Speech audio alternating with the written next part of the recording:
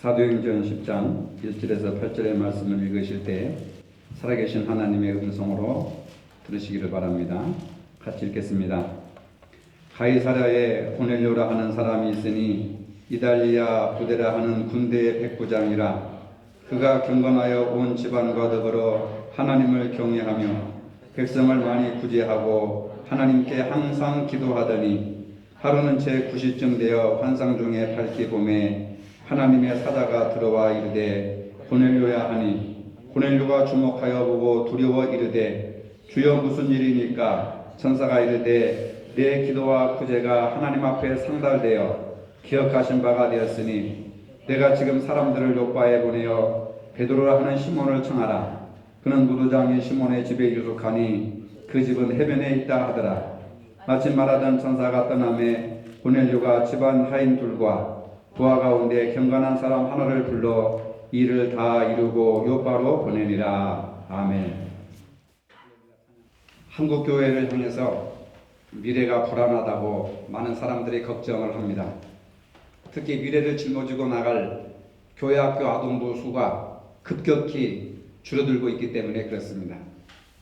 한국 교회가 한참 부흥하던 시기인 1970년대, 80년대에는 교회마다 교회학교가 차고 넘쳤습니다. 그러나 한국교회가 침체기에 접어들기 시작한 2000년대에 들어서면서부터 교회학교는 사실상 위기를 맞고 있습니다. 교회학교 아동부의 활성을 위해서는 어떠한 처방이 필요할까? 결론적으로 말하면 기초부터 튼튼히 세워나가야 한다는 것입니다. 신앙의 기초는 바른 신앙 안에서 양육되고 바른 신앙은 그 부모와 교사로부터 비롯된다고 하는 것입니다. 교회 학교의 위기 요인을 점검한 결과를 보면은 첫째로 부모를 꼽을 수가 있습니다.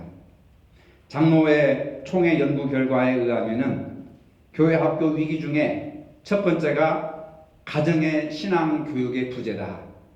두 번째가 부모들의 세속적인 교육관. 셋째가 부모의 신앙 저하. 이렇게 연구한 결론을 볼 수가 있는데 부모와 관련한 내용이 첫 번째, 두 번째, 세 번째 모든 것을 다 차지하고 있습니다. 이는 부모가 가정에서 신앙교육을 시키지 않는다는 겁니다. 부모가 세상적으로 성공하는 일에만 관심을 기울인다는 것입니다. 그리고 부모 자체가 신앙의 본을 보일 만한 행동을 하지 않는다는 것입니다. 그래서 자녀들이 교회를 떠나고 하나님을 찾지 않는다는 것입니다. 이런 것을 보면은 바로 자녀들의 신앙이 부모의 신앙과 연결되어 있다는 것을 알 수가 있습니다. 어린이 청소년을 위한 신앙교육은 무엇보다도 가정에서 부모들이 본을 보여줘야 한다는 겁니다. 부모로부터 보고 듣고 배우며 자연스럽게 형성되는 신앙이 자녀들의 일생을 좌우하게 된다는 것입니다. 부모는 하나님께서 자녀들에게 주신 가장 영향력 있는 교사요 신앙의 모델이라고 할 수가 있습니다. 자녀들은 부모의 살아가는 모습을 관찰하면서 성장을 하는 것입니다. 부모가 신앙 안에 바로 섰을 때에 자녀들은 부모에게 대한 신뢰를 가지고 그리고 부모님이 믿고 의지하는 그 하나님을 자녀들도 믿고 의지하게 된다는 것입니다. 이러한 문제의식 하에 올바른 신앙에 본해되는 가정을 우리는 성경에서 찾아볼 수가 있습니다. 성경에는 많은 가정들과 부모님들이 등장을 하지만은 그 중에 빼놓을 수 없는 가정과 부모를 찾아볼 수 있습니다. 오늘 본문에 나오는 가이사랴 백부장의 고넬료의 가정이라고 하는 겁니다. 이 가정은 좀 더 이 별다른 데가 있습니다. 특이한 데가 있습니다. 본문에 보니까 어느 날 백부장 고넬료가 9시 오후 3시입니다. 장소에서 기도하고 있을 때 하나님의 사자가 환상으로 나타납니다. 하나님의 사자는 백부장 고넬료에게 다가와가지고 기도와 구제가 하나님 나라에 상달되었다고 말합니다. 그러면서 말하기를 거룩하고 정결한 사람을 요바로 보내어서 그 요바의 무도장의 집에 있는 베드로에게 사람을 보내 그를 초청하라. 그래서 고넬료는 천사의 지시대로 경건한 사람과 하인들을 보내서 베드로를 초청하게 하는 겁니다. 백부장 고넬료는 하나님의 사자의 지시대로 경건한 사람과 하인투를 요바의 베드로에게 보내는 겁니다. 이것은 무엇을 의미하는 겁니까? 하나님의 말씀이라면 즉시 순종하는 그러한 고넬료의 모습을 볼 수가 있습니다. 고넬료는 로마의 시민입니다. 로마인은 이방인입니다. 유대인이 아닙니다. 당시에는 로마가 이스라엘을 지배하고 있었을 때였습니다. 로마는 이스라엘의 점령군, 군대를 주둔시켰는데 100명씩 병사를 조직해서 지휘관을 두었습니다. 백부장이라고 하는 것은 100명의 군사를 지휘하는 지휘관이라고 하는 겁니다. 고급 장교입니다. 그런 고넬료가 식민지인 예루살렘에 파견되어 나와 살면서 회심을 하여서 하나님을 섬기는 그러한 사람이 되었던 것을 볼 수가 있습니다. 그러면 고넬료는 어떤 신앙의 사람이었는가? 그가 유대인이 아닌 이방인이었지만 그리고 100명의 군사들을 지휘하는 지휘관이었지만 그런 어떤 신앙의 사람이었는가? 고넬료는 경건한 사람이었습니다. 2절에 보니까 그가 경건하여 온 집안과 더불어 하나님을 경외하며, 경건하다는 것은 하나님을 경외한다고 하는 뜻과 같은 것입니다.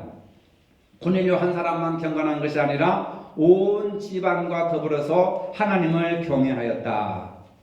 경외라고 하는 뜻은 공경하다, 존경하다고 하는 뜻입니다. 온 집안과 더불어서 하나님을 공경하고 하나님을 존경했습니다. 하나님을 공경하고 경외했다고 하는 것은 하나님을 섬기고 두려워했다고 하는 것입니다. 고넬료 한 사람만 하나님을 경외한 것이 아니라 온 집안과 더불어 하나님을 경외했습니다.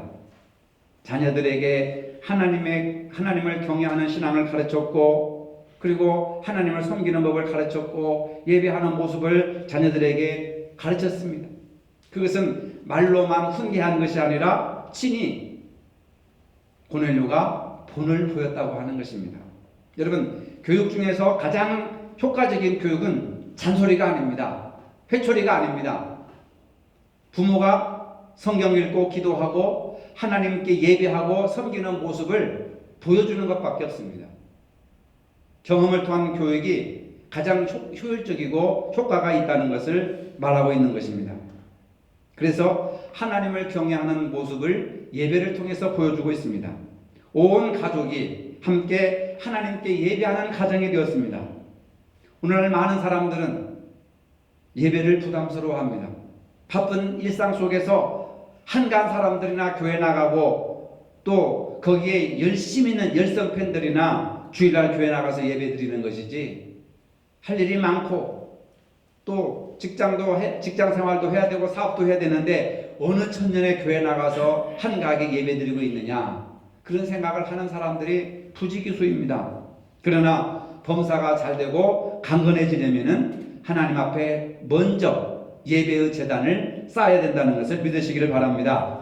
고넬료는 바로 경건한 사람, 하나님을 경외하는 사람, 하나님께 예배하는 사람, 그리고 온 가족과 더불어서 하나님을 경외하는 법을 본을 보인 사람. 두 번째로 고넬료는 기도하는 사람이었습니다. 계속 2절에 보니까 하나님께 항상 기도하더니, 고넬료는 기도로 산 사람이었습니다. 3절에 보니까 제9시에 기도하다가 환상을 본 사람이었습니다. 제9시는 우리 시간으로 오후 3시를 가리키는 겁니다. 어중간한 시간입니다. 오후 3시에 기도했다고 하는 것은 쉬운 일이 아닙니다. 오후 3시는 더위가 가장 심한 시간이고 대부분 사람들은 그 시간에 집에서 낮잠을 자는 시간입니다. 그런데 고넬료는 낮잠을 자지 않고 그 시간에 하나님 앞에 기도하였다고 하는 기도의 시간을 철저하게 지킨 기도의 사람이었다는 것을 볼 수가 있습니다. 그것도 하루 이틀 기도한 것이 아니라 하나님께 항상 기도하더니, 항상 그 시간을 정해놓고 하나님 앞에 기도했다고 하는 겁니다. 여러분, 100명의 병사들을 거느리는 지휘관이 얼마나 바쁘겠어요? 얼마나 바쁜 사람이겠습니까?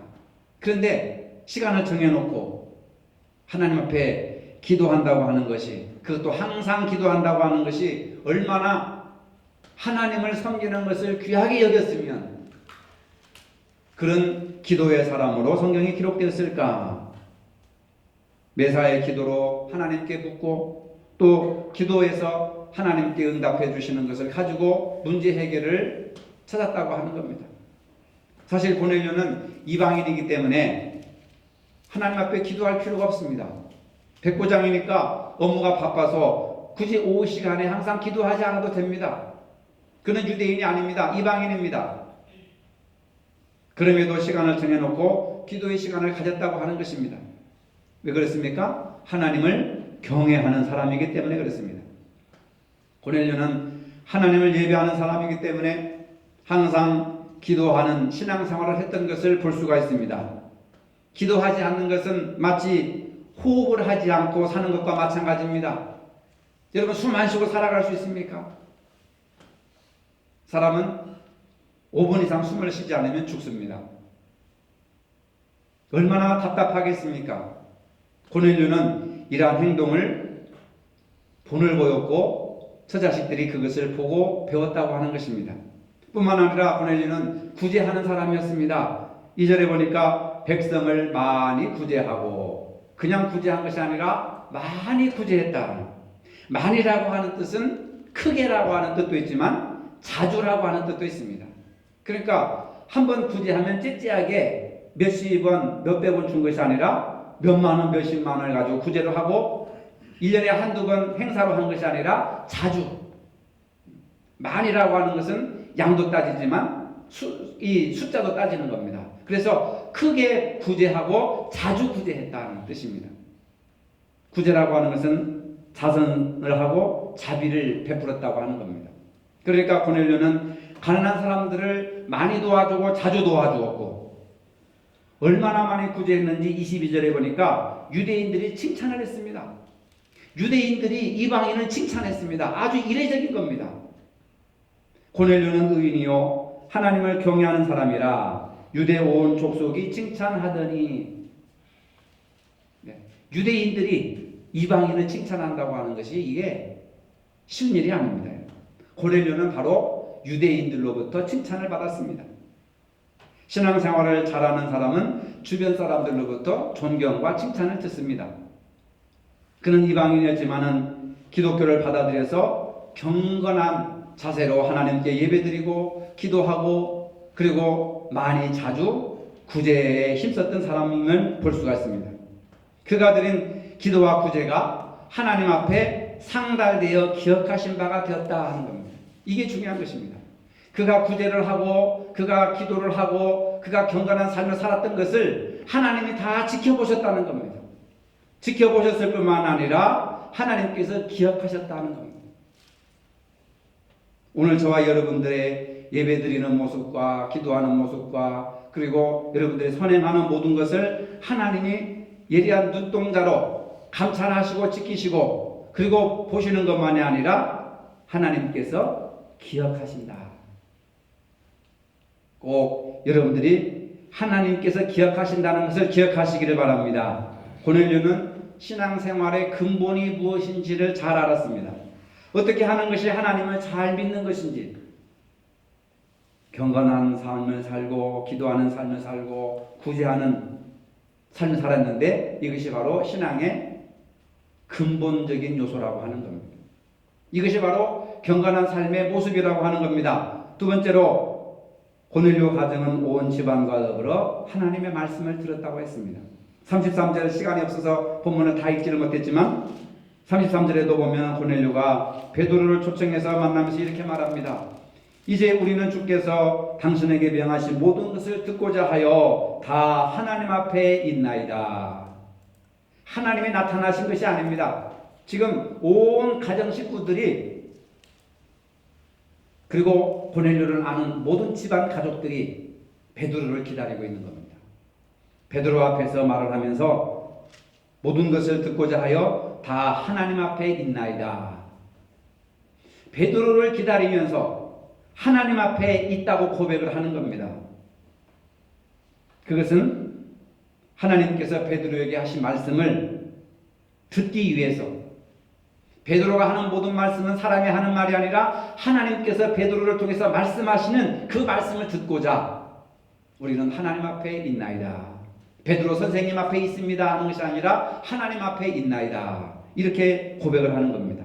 온 지방과 더불어 베드로를 기다리고 있습니다. 우리가 혼자서 열심히 신앙생활을 할 수 있습니다. 남편 혼자 열심히 할 수도 있고, 또 부인 혼자 열심히 할 수 있고, 또 부모님들끼리 신앙생활 잘할 수 있고, 또는 자녀들만 신앙생활을 잘하는 경우도 있습니다. 그러나 고넬료의 가정은 온 집안과 더불어, 이것이 중요한 겁니다. 주 예수를 믿으라 그리하면 너 안에 가정이, 또한 너 안에 집이, 이것은 하우스가 아닙니다. 홈이라고 하는 겁니다. 너 안에 가정이, 너와 온 집안 식구들이 다 구원을 받을 것이다 라고 하는 겁니다. 고넬료는 자신이 신앙생활을 힘썼을 뿐만 아니라 자기와 연관되어 있는 모든 사람들도 예수님을 잘 믿도록 그렇게 했다는 것입니다. 여러분에게는 하나님 교회에 나와서 함께 예배드려야 할 가족은 없습니까? 혼자 예배에 참석하고 계시는 것은 아닙니까? 고넬료 가정처럼 온 가정 식구들이 더불어서, 그리고 아는 사람 모든 사람들 더불어서 예수를 잘 믿어야 복을 받는다고 하는 겁니다. 그리고 고넬료는 겸손한 사람이었습니다. 마침내 베드로가 고넬료의 집에 도착을 했습니다. 그런데 이 지체 높으신 양반이, 우리 한국적인 표현으로 말하자면 고관대자, 지체 높으신 양반이 베드로가 오는데 베드로의 발 앞에 가서 엎드려 절을 하는 겁니다. 고넬료는 사람들을 모아놓고 기다리면서 베드로가 올 때 엎드려 절을 했습니다. 고넬료가 엎드려 절했다고 하는 것은 이것은 이례적인 행동이라고 하는 겁니다.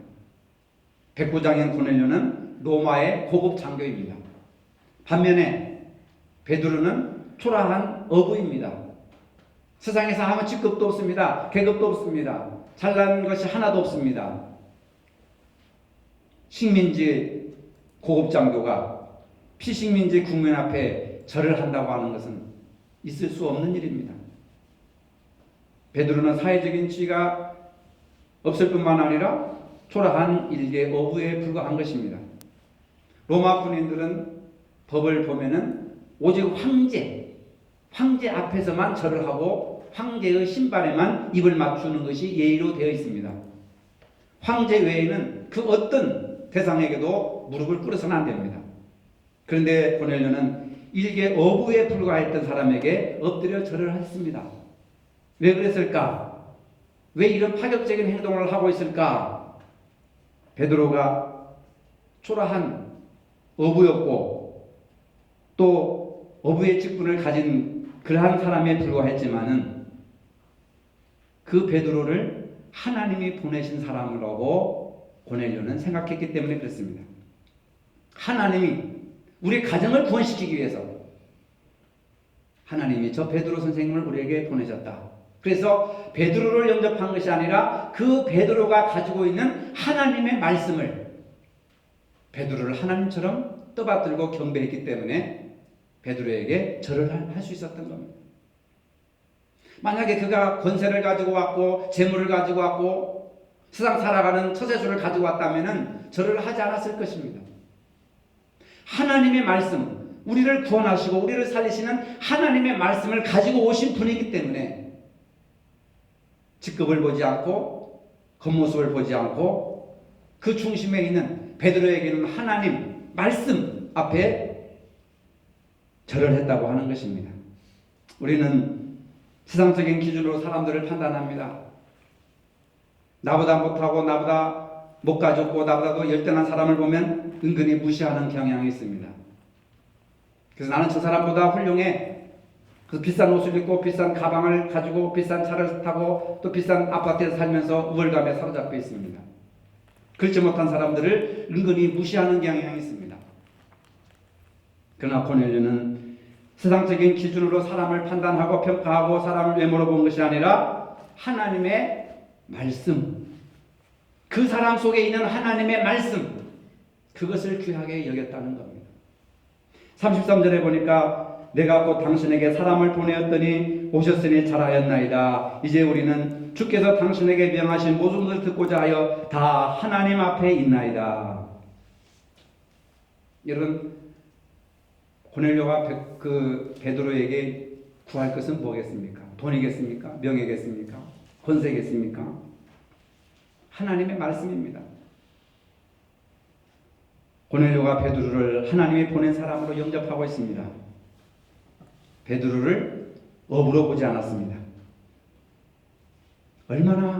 얼마나 겸손한 사람인가. 고넬료가 얼마나 겸손한 사람인가.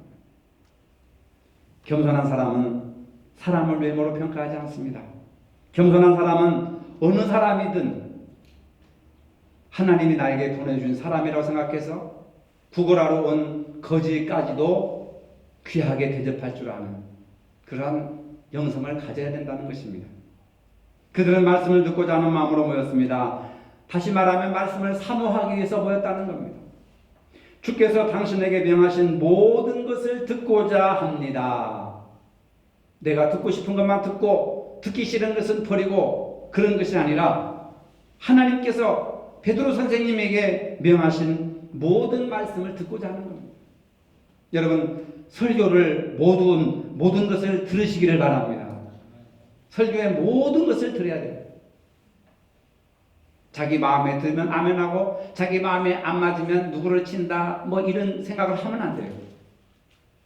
누구를 치는 설교를 하지 않지만 모든 것을 하나님의 말씀으로 모든 것을 듣고자 합니다.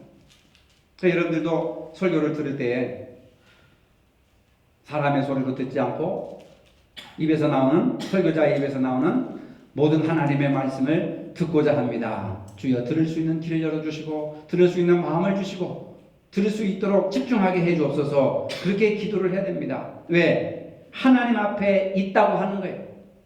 설교를 듣고 성경을 읽고 말씀을 듣는 것은 여러분들이 하나님 앞에 있는 순간입니다. 하나님의 임재 앞에 있는 것입니다.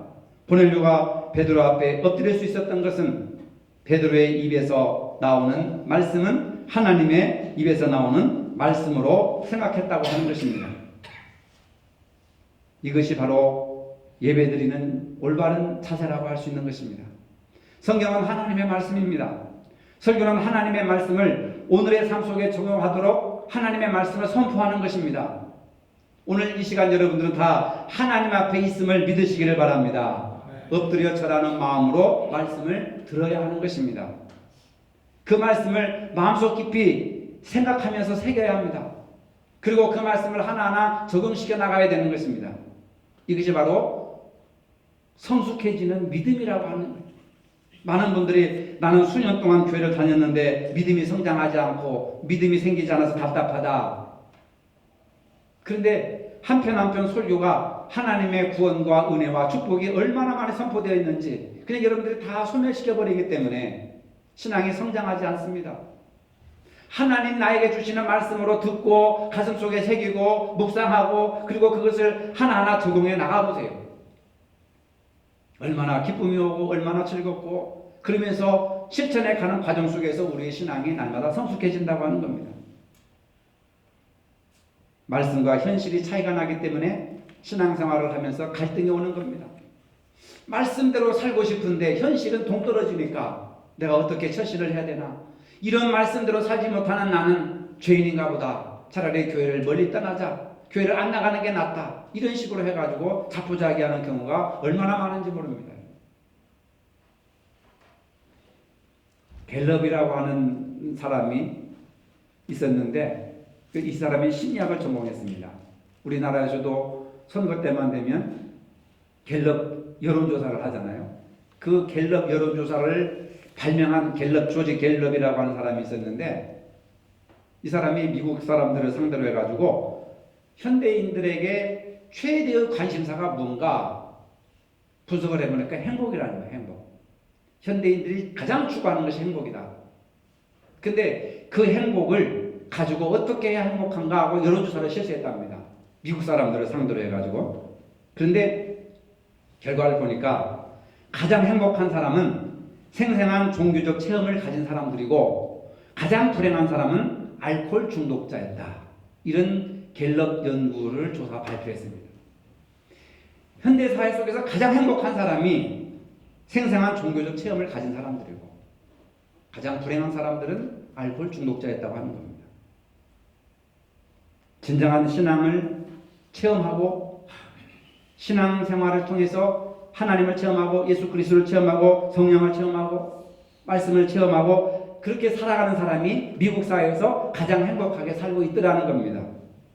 그런데 현재 실제로 우리 주변에 있는 많은 성도들을 보면은 교회를 다녔어도 별로 행복하다고 생각하는 사람이 많지 않습니다. 경제 문제, 건강 문제, 자녀 문제, 직장 문제, 취직 문제, 인간관계 문제, 여러 가지 이유들을 대서 교회를 다니는 사람과 다니지 않는 사람과 똑같이 무거운 몽해를 치고 있는 거예요. 그러나 갤럽의 조사에 나타난 것처럼 생생한 종교적 체험이 부족하기 때문에 신앙생활에 만족이 없고 기쁨이 없는 겁니다. 종교적 체험이라고 하는 것이 이게 얼마나 중요한 것인가. 말씀을 듣고 그 다음에 그 말씀을 적용하고 그 다음에 기도 생활을 하고 또 선행을 행하면서 하나님의 말씀에 순종하는 그 삶 자체가, 그 과정이 행복이라고 하는 거예요. 신약성경 디모데후서 1장 5절에 보면은 바울이 디모데를 소개하면서 이는 내 속에 거짓이 없는 믿음과 이 믿음은 먼저 외조모 로이스와 내 어머니 유니게 속에 있더니 내 속에도 있는 줄을 확신하노라. 바울이 디모데를 키우고 양육했지만은 바울이 어렵고 고통스러울 때, 힘들고 연약할 때에 디모데를 불러서 디모데와 대화하면서 그 다음에 디모데를 통해서 큰 위로를 받았습니다. 나이는 젊은 목회자이지만 바울이 가장 사랑하고 가장 아끼던 애제자요 사랑하는 믿음의 아들이었습니다. 그러면서 바울이 디모데를 말하기를 거짓이 없는 믿음, 디모데에게는 거짓이 없는 믿음이 있었다는 겁니다. 그런데 그 거짓이 없는 믿음이 어디서 왔느냐? 외할머니와 어머니 속에 있던 그 믿음을 디모데가 배워서 가지게 된 것이라고 말하고 있는 겁니다. 여러분들도 거짓이 없는 믿음을 가진 사람을 좋아하잖아요. 거짓이 없이 정직하고 신실한 사람을 좋아하지 않습니까? 근데 디모데가 바울의 이로자가 되고 바울에게 큰 힘이 될 수 있었던 것은 디모데 속에 거짓이 없는 믿음이 있었고, 그 디모데 속에 거짓이 없는 믿음은 외할머니와 어머니 속에 있었던 것을 배워서 디모데도 거짓이 없는 믿음을 가졌다는 겁니다.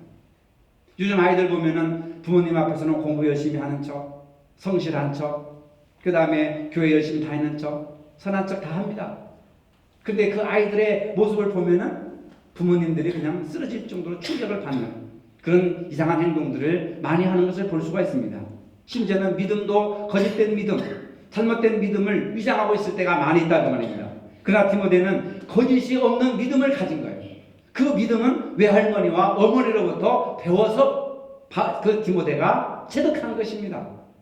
그렇다고 한다면 우리 부모들이 자식들에게 무엇을 남겨줘야 되느냐? 거짓이 없는 믿음을 남겨줘야 된다는 겁니다. 부모가 거짓된 행동을 하면 자식들이 그것을 관찰하고 그들 답습해버린다는 겁니다. 왜? 저렇게 신앙생활을 하는 거구나. 거짓이 없는 믿음이 외할머니와 어머니로부터 배운 말씀이라고 하는 겁니다. 거짓이 없는 믿음이 우리를 행복한 신앙생활로 이끌어 나가는 겁니다. 지치지 않게 하는 것입니다. 남에게 위로를 주고 용기를 주는 삶을 살게 되는 것입니다. 여러분, 남에게 잘 보이려고 치장하지 마시고 거짓된 믿음 하지 마시고 진실된, 거짓이 없는 진실된 믿음을 가져야 된다. 그래야 그것이 다른 사람에게 힘과 용기를 주고 위로를 주고 평안을 주고 기쁨을 주고 변화를 준다고 하는 것을 볼 수가 있습니다. 지난주에 우리는 대통령을 뽑았습니다. 사람들이 기대를 하고 있습니다.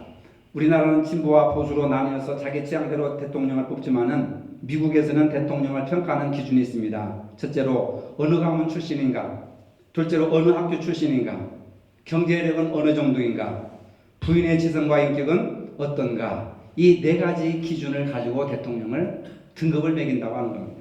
근데 미국의 역사 속에서 이 네 가지 등급에 가장 합당한 사람이 존 F 케네디 대통령이라고 하는 겁니다.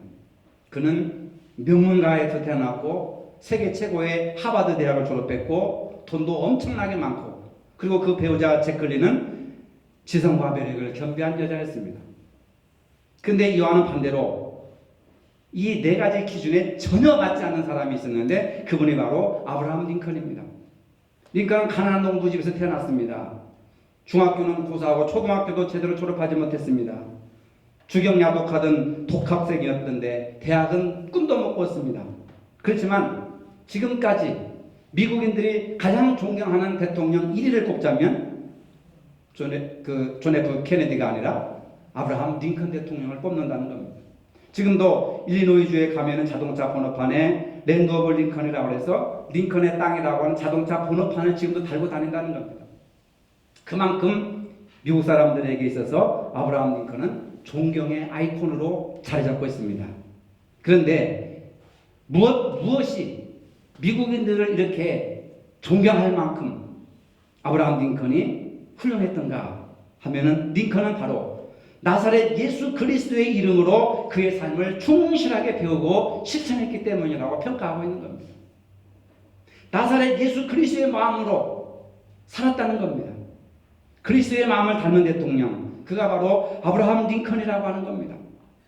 여러분, 우리도 예수 그리스도의 마음을 닮은 부모가 되어야 될 줄로 믿으시기를 바랍니다. 예수 그리스도의 마음을 닮은 그러한 성도가 되어야 되고 교인이 되어야 되고 믿는 자가 되어야 된단 말입니다. 그래야 존경받고 인정받고 평가받고 그래야 교회가 부흥하고 교회가 성장하게 되는 겁니다. 교회 학교가 침체되고 가정이 붕괴되는 현대사회에서 우리에게 아름다운 가정의 모형과 가정을 살릴 수 있는 신앙의 모델로 고넬료의 신앙을 우리가 생각했습니다. 고넬료를 통하여서 우리는 부모가 먼저 경건한 삶을 살아야 됩니다. 기도하는 삶을 살아야 됩니다. 구제하는 삶을 살아야 됩니다. 하나님 앞에 열린 자세로 세워져 있다면 그 가정은 희망이 있는 겁니다. 그런 사람이 한 사람도 있다면 교회는 희망이 있는 것입니다. 자녀들도 훌륭한 신앙으로 성장할 것입니다. 세속적인 자녀 교육관보다는 신앙적인 교육관을 가져야 됩니다. 그리고 무엇보다도 부모들이 열심히 신앙생활하는 본을 보여야 되는 것. 하나님의 말씀을 사모하시기를 바랍니다. 말씀을 가르치는 자를 귀하게 여기시기를 바랍니다. 직분을 귀하게 여기시기를 바랍니다. 교회를 귀하게 여기시기를 바랍니다. 하나님의 말씀을 귀하게 여기시기를 바랍니다. 여러분 가정에 고넬료의 가정이 축복이 임하시기를 주님의 이름으로 축복합니다. 거룩하신 아버지, 교회 학교가 침체되고 가정이 붕괴되는 현실에서 오늘 우리도 경건하고 또 기도하며 구제하는 삶을 살아갈 수 있도록 도와주시옵소서. 하나님의 말씀을 사모하게 하여 주시옵소서. 그리하여 온 가족과 더불어서 하나님의 축복을 받는 고넬료와 같은 가정들이 되게 하여 주시옵소서. 예수님의 이름으로 기도합니다. 아멘.